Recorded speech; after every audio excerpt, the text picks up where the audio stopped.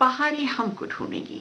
श्रोताओं, पिछले कार्यक्रम में आपने बहुत सारी जानकारी प्राप्त की होगी लीला नायडू जानी-मानी अभिनेत्री के बारे में। उनके जीवन से जुड़े हुए कुछ और रोचक प्रसंग और बातें लेकर आज फिर हाजिर हैं। स्वागत करती हूँ मैं ऋतु राजपूत अपने सभी श्रोताओं का और मेरे साथ हैं विनीता हूँ मैं आपके इस खास कार्यक्रम में, इस खास पेशकश में, जिसमें कि आज की हमारी कलाकार हैं लीला लीला नायडू। नायडू। तो बात हमने की फ़िल्म ये रास्ते हैं प्यार की और उसके बाद कुछ और फ़िल्में इनकी 1-2 फ़िल्में और आईं, चाहे आबरू की बात करें, चाहे उम्मीद की बात करें। लेकिन मुझे एक चीज़ और यहाँ अपने श्रोताओं से बतानी थी और वो ये थी कि जब भारत की बात होती है, तो भारत की जो 10 खूबसूरत महिलाएँ उस दौर की कही जाती थी 40 और 60 के दशक के जी, बीच जी। की, उसमें ये शुमार थी, उसमें शामिल थीं जयपुर की रानी गायत्री देवी थीं और पंडित नेहरू की भांजी नयनतारा सहगल, जी। वो भी उसमें सम्मिलित थीं। तो कहने का मतलब है कि एक तरफ तो सौंदर्य और दूसरी तरफ अभिनय और तीसरी तरफ ज़िंदगी। तो जब पहली शादी हुई 1956 की बात है, मात्र 17 साल की थीं। जी। होटल के उद्योगपति थे जी, जी, जी। ओबेरॉय ओबेरॉय होटल्स जी, के हाँ। जो मालिक मोहन सिंह ओबेरॉय, जी। उनके बेटे तिलक राज ओबेरॉय से इनकी शादी हुई और उम्र लगभग दुगनी। दुगनी उम्र थी हाँ, तो उनकी। एक एज गैप जब इतना ज़्यादा होता है, तो आपस में सामंजस्य बिठाना ऐसे भी थोड़ा मुश्किल। कठिन होता उसके है। बाद जिस तरीके से इन्होंने अपनी ज़िंदगी बिताई थी, हुँ, हुँ। बिल्कुल वेस्टर्न कल्चर के साथ, और हुँ। उसके बाद इन्हें सक्सेस भी मिलना शुरू हो गया था। जी, तो उस दौर में सक्सेस मिलने लगी, फिर उनसे इनकी 2 बच्चियाँ हुईं, माया और प्रिया। हालाँकि बाद में ये शादी चली नहीं और तलाक हो बिल्कुल ही गया, नहीं चल पाई। बिल्कुल नहीं चल पाई। हम कुछ फ़िल्मों की बात जब करते हैं, तो मैं आपको फिर उस दौर में लिए चलती हूँ। 1968 में एक फ़िल्म आई थी आबरू जी। और बहुत प्यारी फ़िल्म थी। उसमें गीत जीएल रावल के थे हुँ, हुँ। और संगीत सोनी कौमी का जी। था और इस फ़िल्म में थे अशोक कुमार हुँ, हुँ। और निरूपा रॉय, विम्मी और दीपक कुमार। तो ये फ़िल्म अपने आप में बहुत अलग तरह की फ़िल्म थी हुँ, हुँ। और इसमें चूँकि जो उसका प्लॉट था, उसकी जो स्टोरी थी, वो हल्की-सी झलक अपने श्रोताओं को अगर हम दे दें, तो शायद आसानी होगी इनके चरित्र को समझने में। उसमें मनीष डॉक्टर का रोल होता है, जो नीना से प्यार करता है, वो विम्मी बनी है। जी। और कश्मीर में मोहब्बत होती है। फिर नीना की जो बहन शारदा है, उसके बच्चा नहीं हो पाता और उनके पति रहमान हैं हुँ। और ललिता पवार आ जाती हुँ, हैं हुँ। कि बच्चा नहीं हो रहा है हाँ। तो तुम दूसरी शादी कर ये लो। हो, वो हो, हाँ। दुनिया भर का कोसना शुरू हो जाता है जी। सास की तरह। तो उसमें पत्नी जो बनी है हुँ। रहमान की, जिसने उनसे शादी की थी उस फ़िल्म में, वो बच्चा नहीं दे पाती तो एक गिल्ट में रहती हैं हर हुँ, वक़्त हुँ। कि मैं माँ नहीं बन पा रही हूँ और मेरी सास मुझे हर वक़्त डाँटती रहती है, तो वो ज़हर खा लेती है और उसको अपनी बहन से निवेदन करती है कि तुम इनसे शादी कर लो, क्योंकि मैं इन्हें बच्चा नहीं दे पाई, मैं माँ हुँ। नहीं बन सकी। तो वो मजबूरन, चूँकि नीना तो पहले ही मनीष से प्यार करती थी, यानी दीपक से, जी। जो इस फ़िल्म के हीरो थे, तो मजबूरी में वो शादी कर लेती है। फिर इस तरह की परिस्थितियाँ होती हैं कुछ कि रहमान की मृत्यु हो जाती है, हुँ, हुँ। इनके भाई वकील होते हैं अशोक और वो रहमान और अशोक दोस्त होते हैं। हुँ। लेकिन अशोक इतने आदर्श भाई होते हैं, अपने पेशे के लिए इतने सिंसियर होते हैं कि वो भाई के विरुद्ध खड़े होते हैं, अदालत में ले जाते हैं और फांसी की सज़ा की माँग करते हैं अच्छा। कि इन्होंने उनको मारा है मेरे दोस्त को, इससे फांसी होनी चाहिए। हुँ। तभी निरूपा रॉय आती हैं, उनकी पत्नी, और वो खुद वकील का वो पहन के आती हैं और केस लड़ती हैं और जीत जाती हैं और बताती हैं कि ये निर्दोष है। अच्छा। मतलब जो ज़हर दिया है वो टिपिकल शशिकला जैसे चरित्र में दिया है। शशिकला फिर इस फ़िल्म में साथ में होती हैं। हाँ। तो ये कहानी उस आबरू फ़िल्म की थी। ये अजीब-सा कोइंसिडेंस है, शशिकला, रहमान, जी। ये सब कॉमन कैरेक्टर्स इनकी फ़िल्मों में रहे। रहे, तो ये ज़्यादा बिल्कुल। कंफर्टेबल फ़ील करती होंगी उनके साथ काम करने में। क्योंकि एक रिश्ता बन जाता है ना विनीता, जब आप एक ही जैसे लोगों के साथ 3-4 फ़िल्में कर लेते हुँ, हैं, हुँ। जैसे मैं आपके साथ शो कर लेती हूँ। बिल्कुल, मेरा बस यही दिल कर रहा था कहने का कि एक जो कम्फ़र्ट लेवल है, वो जी। बहुत इम्पोर्टेंट है, और शायद इसीलिए ये फ़िल्म भी काफ़ी सफल रही थी। और इस फ़िल्म का एक गाना हम चाहें, देखिए आपने फ़िल्म की हर सिनॉप्सिस। चेहरा यहाँ चाँद। Oh my God! ये तो बहुत-बहुत बढ़िया प्यारा-सा गाना है। ये सुनवाते हैं हम अपने जी, दोस्तों को। बिल्कुल सुनते हैं इस गीत को। हर चेहरा यहाँ चांद, तो हर जर्रा सितारा। हर चेहरा यहाँ चांद, तो हर जर्रा सितारा। ये वादी कश्मीर है जन्नत का नजारा, जन्नत का नजारा। हर चेहरा यहाँ चांद।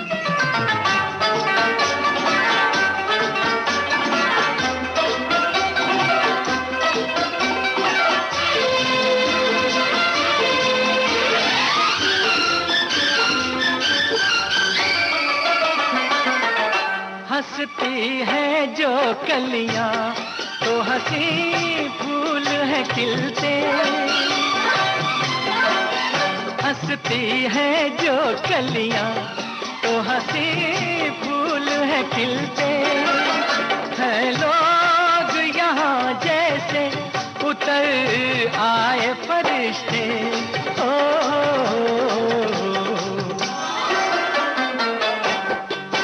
हर दिल से निकलती है यहाँ प्यार की धारा, हर दिल से निकलती है यहाँ प्यार की धारा। ये वादी कश्मीर है जन्नत का नजारा, जन्नत का नजारा। हर चेहरा यहाँ चांद।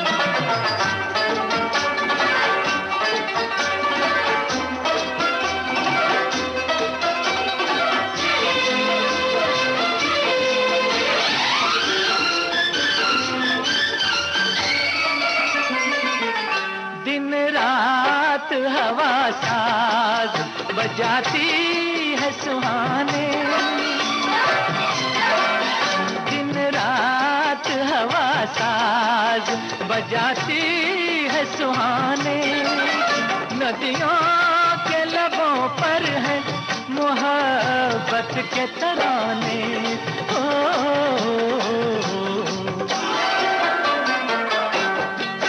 मस्ती में है डूबा हुआ बेहोश किनारा, मस्ती में है डूबा हुआ बेहोश किनारा।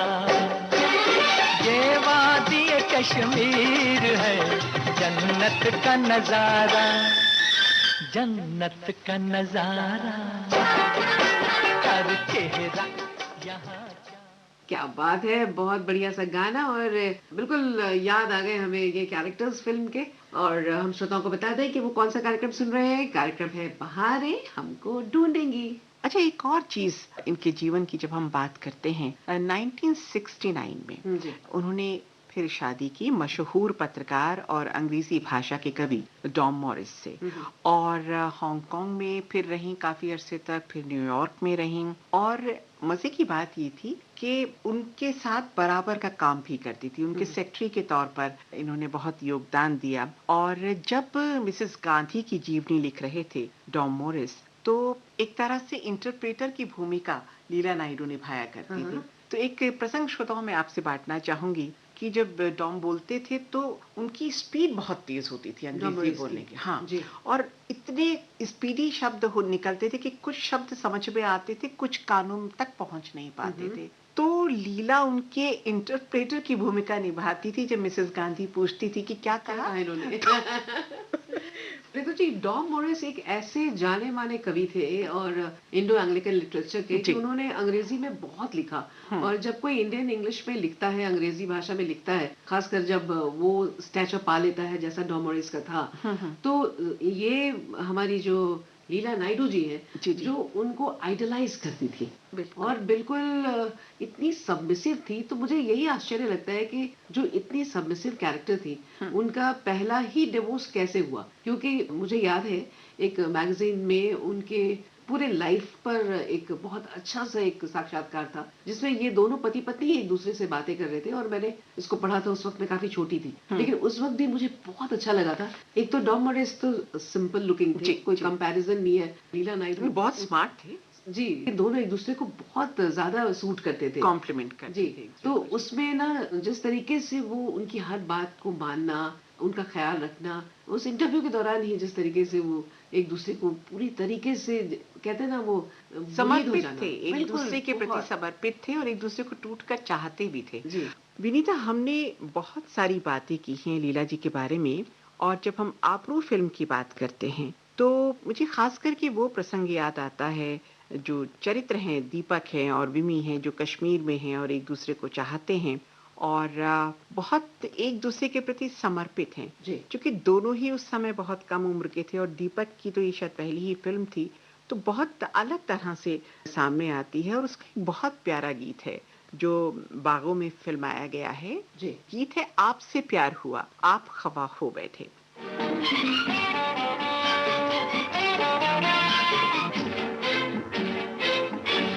आपसे प्यार हुआ आप खफा हो बैठे, मिलके बैठे भी न थे और जुदा, हाय जुदा हो बैठे।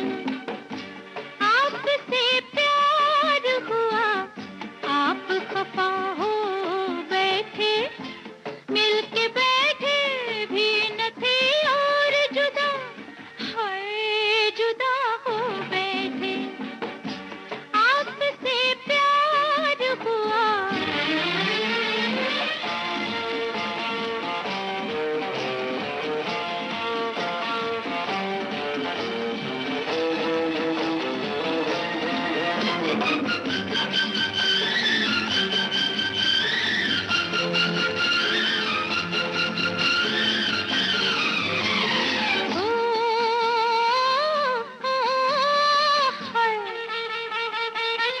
प्यार से दिल के नशे मन को सजाया हमने, प्यार से दिल के नशे मन को सजाया हमने, और फिर जिनको था इस घर में बसाया हमने, इस घर में बसाया हमने।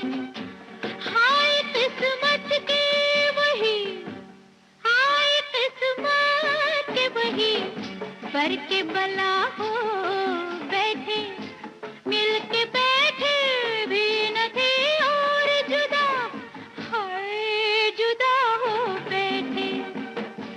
आपसे प्यार हुआ।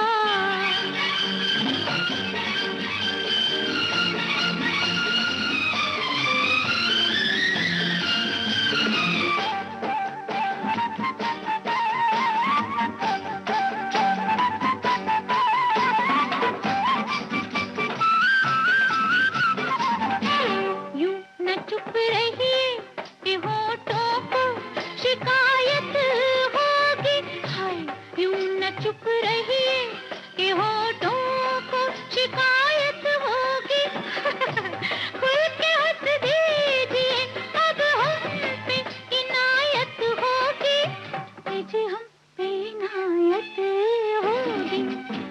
ऐसी खामोशी भी क्या, ऐसी खामोश भी क्या, कोई फना हो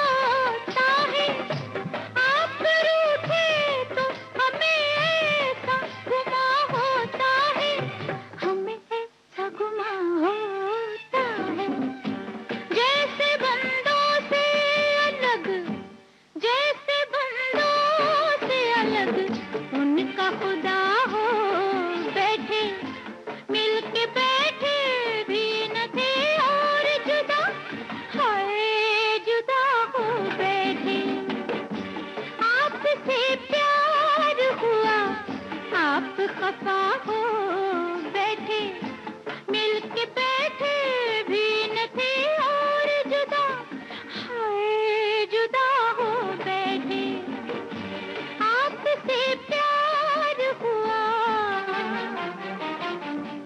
हमने बात की फिल्म आबरू की और उसके बाद जब हम लीला जी के व्यक्तित्व पर आते हैं तो एक प्रसंग मैं और बताती चलूं जो इनके जीवन से जुड़ा हुआ प्रसंग है।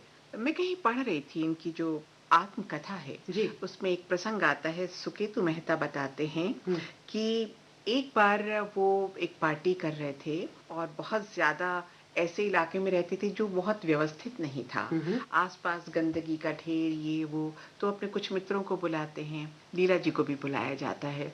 पार्टी हो रही होती कि लीला आती हैं और तुरंत एक सोफे पे बैठ जाती हैं और अपने पाँव को जमीन से हिलाती नहीं हैं। मेहमान आते हैं तो कोई उनको वाइन ला के दे देता, वहीं खा लिया, किसी ने खाना प्लेट में भर के दे दिया, वहीं खा लिया, वो उठ ही नहीं रही हैं अच्छा, सोफे से। एकदम स्टेशन हो गई अपनी हाँ, जगह पे। और पाँव उनका बिल्कुल जमा जमीन पे। हुआ है, हाँ। जमीन पे। हाँ। और वो ना आगे कर रही हैं ना पीछे कर रही हैं। अच्छा।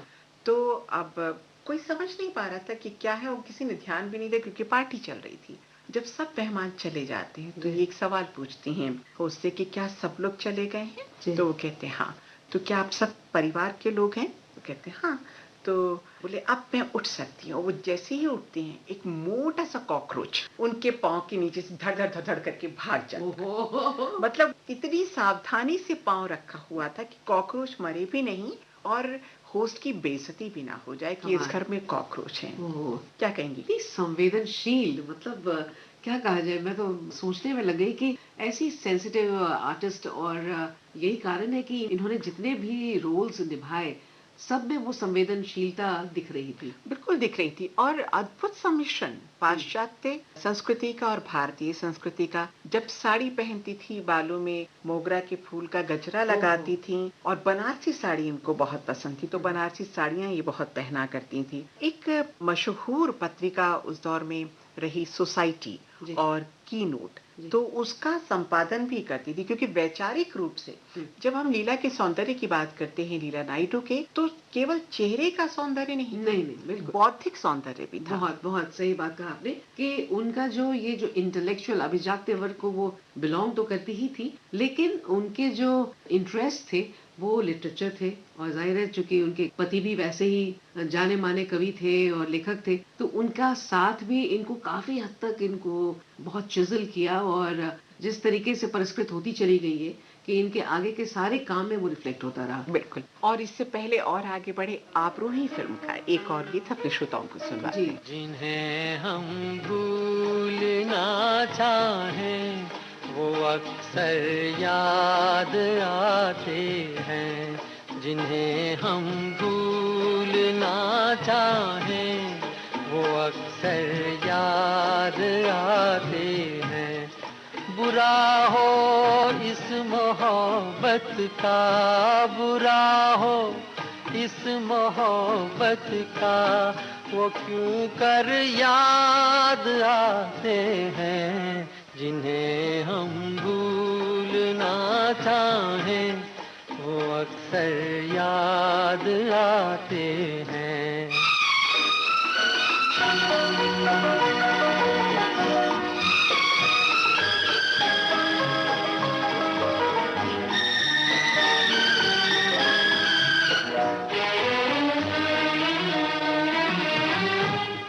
बुलाए किस तरह उनको कभी पी थी उन आँखों से,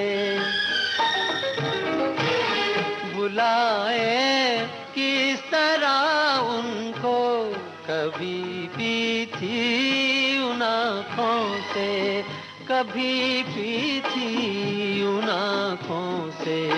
छलक जाते हैं जब आंसू, छलक जाते हैं जब आंसू, वो सागर याद आते हैं, जिन्हें हम भूलना चाहें वो अक्सर याद आते हैं।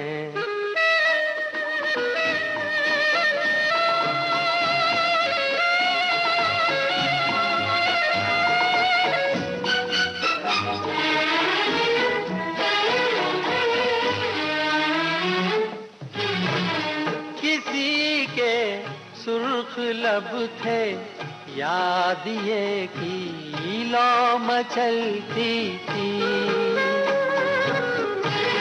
किसी के सुर्ख लब थे, याद ये की लौ मचलती थी।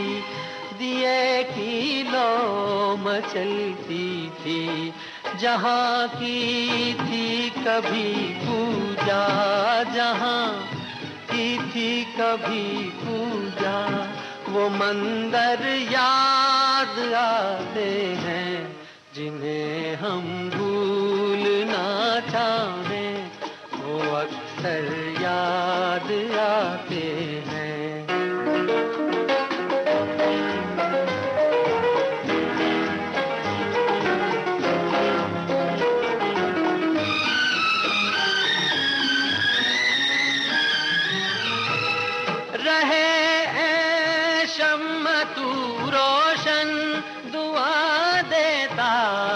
परवाना रहे ऐ शम्मा तू रोशन, दुआ देता है परवाना।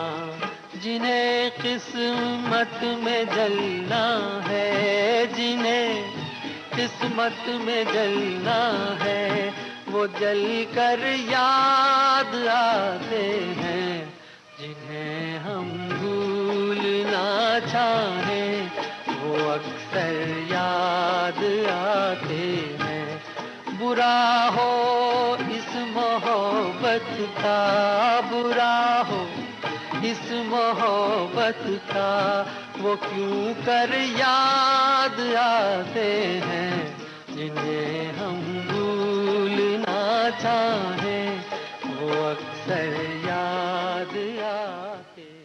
स्वागत है दोस्तों, बातें चल रही हैं आपके पसंदीदा कार्यक्रम बहारें हमको ढूंढेंगी में। ऋतु जी हमारे साथ हैं और मैं यहाँ बैठकर उनको सुन रही हूँ और आप हम सबको सुन रहे हैं।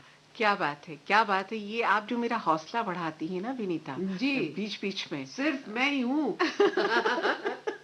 और आप मेरा हौसला कितना बढ़ा देती है जब आप हमसे कहती हैं कि आप इस कार्यक्रम में हमारे साथ बैठे, फिर तो मजा ही आ जाता है मुझे। विनीता, ये जो छोटी छोटी आप चुटकियां लेती है ना जी, बीच में, हाँ। वो कार्यक्रम में रंग भर देती है। आपको नहीं पता श्रोता आपको कितना चाहते हैं। बिल्कुल, बहुत चाहते हैं और मैं भी श्रोताओं को बहुत चाहती हूँ। जाहिर है जब वो हमें चाहेंगे तो ये परस्पर प्रेम बढ़ता जाएगा, बढ़ता रहेगा और प्रेम की गंगा बहती रहेगी। बात कर रहे थे चर्चित अभिनेत्री लीला नायडू के बारे में। उनकी फिल्मों के कुछ गीत आप तक पहुंचे, उनके जीवन के कुछ प्रसंग आप तक पहुंचे। विनीता, हमने शुरू में बताया था कि उनके जो माता पिता थे, चूंकि दोनों अलग अलग संस्कृति से आए थे, और इसीलिए शायद माता पिता ने उनको पूरी तरह से धार्मिक स्वतंत्रता दी थी कि जो चाहो तुम अपनाओ, जो तुम्हें बेहतर लगे, तुम्हारी दृष्टि में उचित हो वो मानो। तो इनका रुझान लीला नायडू का सूफीज्म की तरफ रहा। सूफियाना संगीत इन्हें बेहद पसंद था। अब चूंकि मुंबई में जन्मी थी, पेरिस और जिनेवा में अधिक समय तक रही थी। और इनके पिता की जब हम बात करते हैं, रमैया नायडू, वो परमाणु वैज्ञानिक थे और इनकी माता पत्रकार थी। तो एक और चीज जहन में आती जब हम लीला की बात करते हैं, सरोजिनी नायडू इनकी सबसे प्रिय आंटी होती थी, बहुत चाहती थी दोनों, और पारिवारिक मित्र थी। एक प्रसंग है अपनी आत्मकथा लीला अ पैचवर्क लाइफ में, ये एक किस्सा बयान करती हैं अपनी आत्मकथा में कि ये सरोजिनी आंटी के घर गईं और भूला भाई देसाई के घर सरोजिनी नायडू ठहरी हुई थी।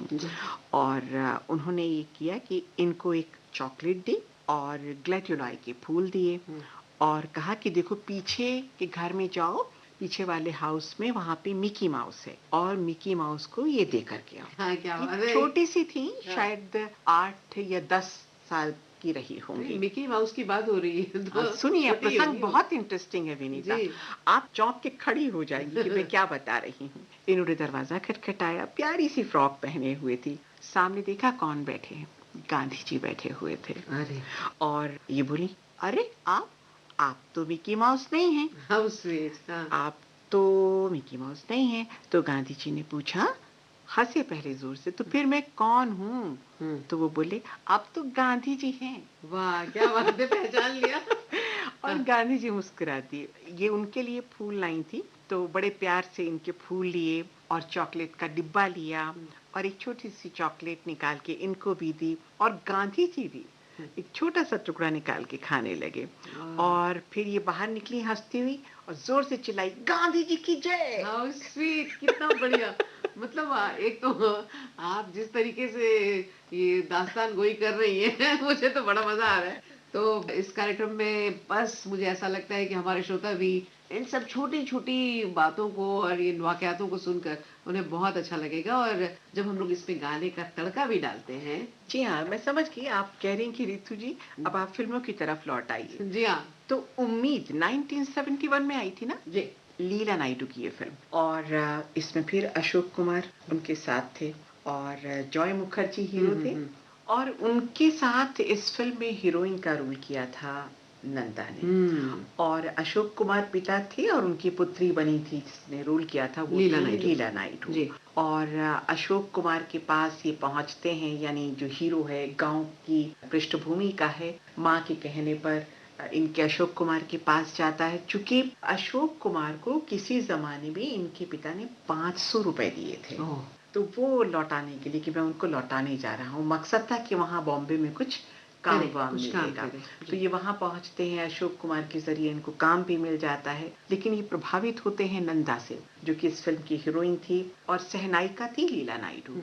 तो दोनों में मोहब्बत हो जाती है और मन ही मन लीला नायडू भी इन्हें चाहने लगती है और अशोक भी ये मानते हैं कि बहन का रिश्ता इतने अच्छे लड़के से हो जाएगा और पारिवारिक मित्र भी थे दोनों के पिता, तो वो समझते हैं कि शायद हो जाएगी, लेकिन ये मना कर देते हैं, कश्मकश में पड़े होते हैं और मना कर देते हैं। तो लीला का दिल टूट जाता है। अशोक कुमार क्रोध में आते हैं कि इसकी हिम्मत कैसे हुई और ये कितना एहसान फरामोश है, इसका मतलब ये लालची था, ये पैसे की उम्मीद भी मेरे पास आया था। अच्छा, इसलिए फिल्म का शीर्षक उम्मीद। हाँ, तो उसके चलते फिर कहानी दो चार होती है और अंततः लीला नायडू को एहसास होता है कि जब ये दोनों एक दूसरे से चाहते हैं तो मैं क्यों जबरदस्ती किसी से प्यार नहीं पा सकते।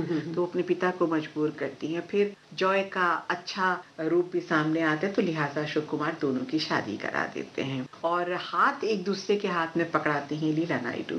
तो बहुत प्यारी सी फिल्म थी और इसका जो गाना है, मुझे इश्क है तुझी से ए मेरी जाने जिंदगानी।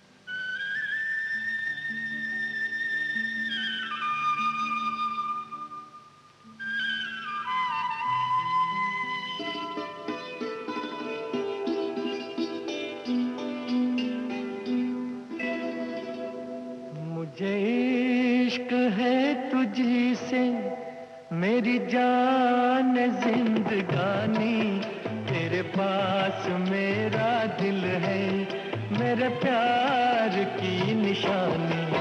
मुझे इश्क है तुझी से मेरी जान जिंदगानी, तेरे पास मेरा दिल है मेरे प्यार की निशानी।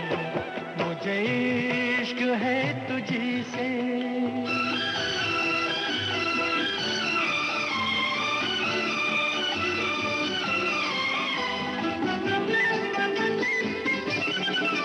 मेरी जिंदगी में तू है, मेरे पास क्या कमी है जिसे गम नहीं खिजा का वो बहार तूने दी है।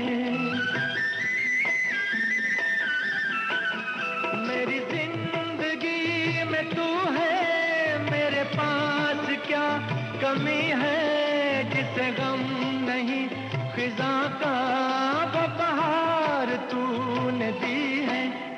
मेरे हाल पर हुई है तेरी खास मेहरबानी, तेरे पास मेरा दिल है मेरे प्यार की निशानी। मुझे इश्क है तुझी से।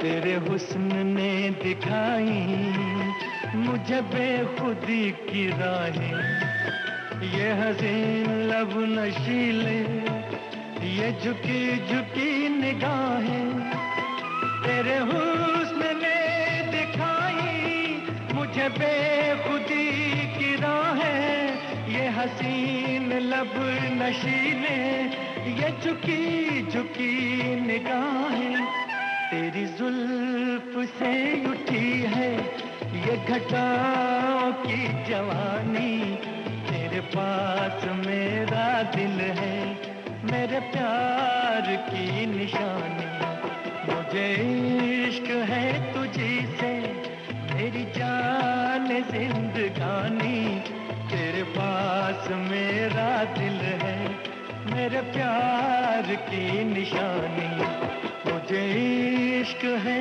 तुझी से। बहुत प्यारा गीत सुनवाया विनीता ठाकुर आपने, आनंदित कर दिया, गदगद कर दिया। उम्मीद फिल्म अपने आप में चैलेंजिंग तो थी ही, और उसमें जो लीला जी का रोल था, हालांकि बहुत ज्यादा उसमें उन्हें बोलना नहीं था, बहुत सारे डायलॉग्स भी उनके नहीं थे, बहुत कम फिल्म में बोली हैं, लेकिन जब जब वो स्क्रीन पर सामने आती हैं तो उनकी बोलती हुई आंखें और उनका चेहरा बहुत कुछ कहता प्रतीत होता है, क्योंकि उस फिल्म में जो जॉय मुखर्जी हैं वो प्यार तो करते हैं नंदा से, और जो जॉय मुखर्जी के बॉस हैं यानी अशोक कुमार, वो उनकी बेटी हैं लीला नायडू। लीला नायडू चाहती हैं जॉय को, लेकिन जॉय से कभी कह नहीं पाती, तो उसपे एक प्रसंग है विनीता, और बहुत इंटरेस्टिंग है कि सिंगर हैं उसपे नंदा, और रेडियो पर यानी आकाशवाणी पर वो गाना गाने गई हैं, और वो जो जॉय मुखर्जी हैं वो रेडियो पर उस गीत को सुन रहे हैं, और उनके ठीक सामने बैठी हुई हैं लीला नायडू। उधर नंदा अपने मन की बात कह रही हैं गीत के माध्यम से, इधर खामोश रह के लीला नायडू सोच रही हैं कि वो अपने मन की बात कह रही हैं जॉय मुखर्जी से। और गीत भी बहुत प्यारा सा है, हमने चाहा मगर कह न पाए, प्यार की दास्तां उनके आगे।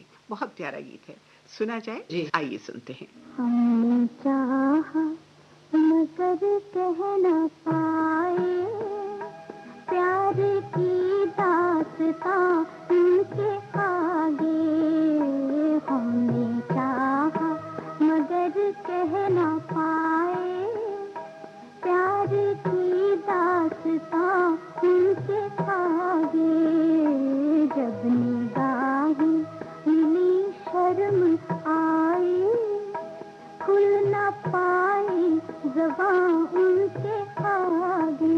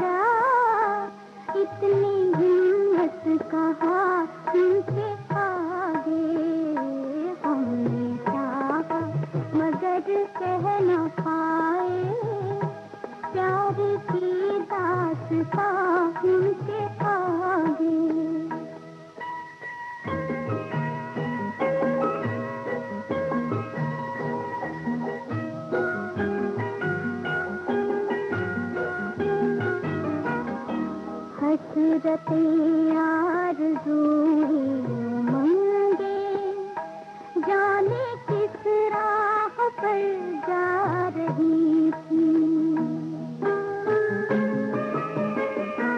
हसरतें आरज़ूएं उमंगे, जाने किस राह पर जा रही थी, जाने किस राह पर जा रही थी।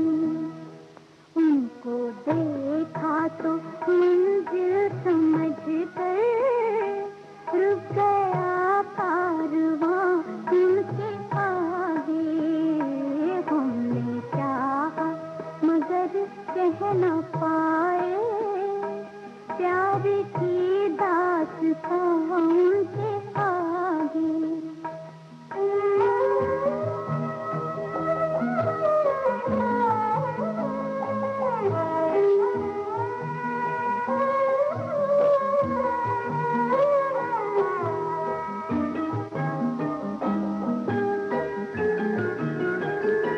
देख कर बेज़बानी हमारी, काश वो जान ले बात दिल की।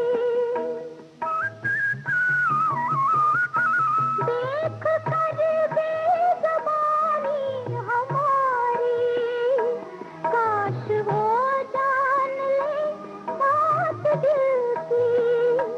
काश वो जान ले बात दिल की। हाथ फैला के कुछ मांगती है, अपनी तन्हाइयाँ उनके आगे।